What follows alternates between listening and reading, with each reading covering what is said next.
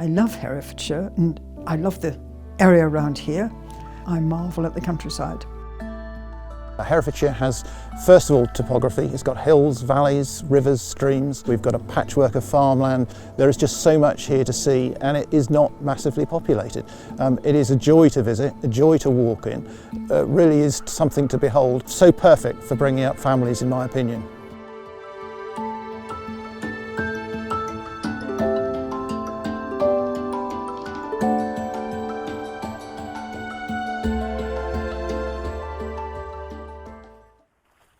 We're filming here today in Queenswood, which is actually something really close to the hearts of CPRE. When the original estate came up for sale, CPRE stepped in and bought Queenswood. This was in 1934, and they did that because they wanted to protect it for the people of Herefordshire. The sheer number of people that are here today enjoying Queenswood is a testimony to it. And today Queenswood is actually operated by Herefordshire Wildlife Trust, who we work closely with, and they've done such a fantastic job in having a visitor centre here, making it fun for children, because it is future generations that we want to inspire. We are, as a county, relatively unprotected, and by that I mean the fact that we don't have a national park. The area of outstanding natural beauty is relatively small, but more importantly we have no green belt. So as a result our landscape is under threat, and we have to protect it. Yes, well, all I can do to protect it is, my small way, is through the planning, looking at the planning proposals and commenting where I can, with the help of my expert colleagues.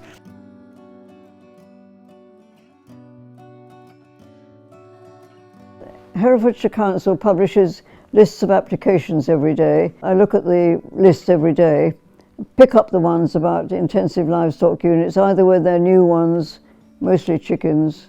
What concerns me is their impact on the environment. So the cumulative impact.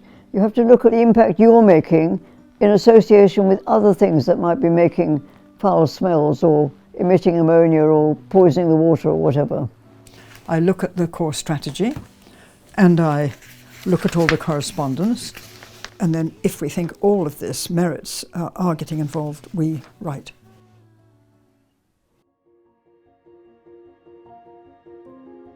I think hedgerows are important because they have lots of different functions.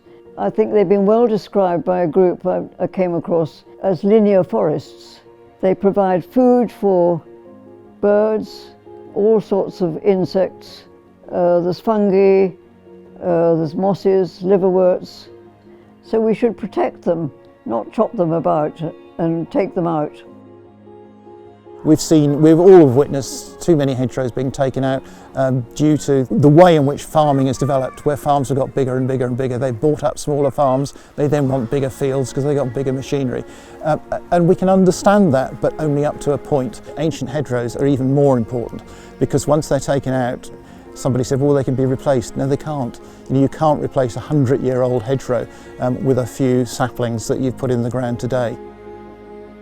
When I saw the application on the website, I looked at what was around it and I saw the British camp thing there and I thought, oi oi. And then I looked at the fields and I got onto my friends. I said, have you got the tithe map for this? So I thought, right, I'm going to object to this. I went out, it was when I could drive, I took photographs of it. So we sent all this off with the evidence to the council. You know, to be fair to Herefordshire Council, they took it up and they said, no, this is not on. There's so much more debris in the water than I've ever seen, actually.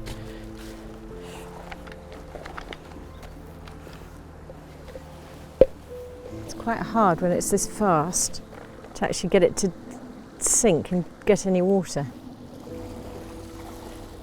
There we go.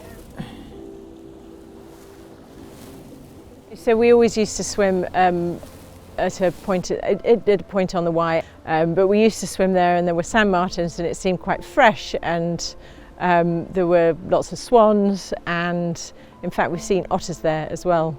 But then just recently it just feels a bit soupy and a bit too warm, and just not somewhere you necessarily want to get into, especially with your children. So this is sort of a visualisation, quite a lovely visualisation actually, on map form, and the different dots represent our catchment areas, and we can identify just by hovering over them all of the different site locations where people are taking readings. Why did I get involved with sort of citizen science? I think possibly because I am a scientist. It just seemed like you know, an experiment I could do in my back garden, as it were. I sort of feel like I'm part of an army collecting data. We linked with Friends of the Upper Wye, Friends of the Lower Wye, Wye Salmon Association. We've put hundreds of boots on the ground to actually get the data, far more data than they ever envisaged, I think, was possible. And we've now presented that, that's now visible to people, and for the first time I think there's a real holistic picture of the considerable pollution that now exists throughout the Wye catchment. And our position now is, okay, we've got that data, we know that position, what are you going to do about it?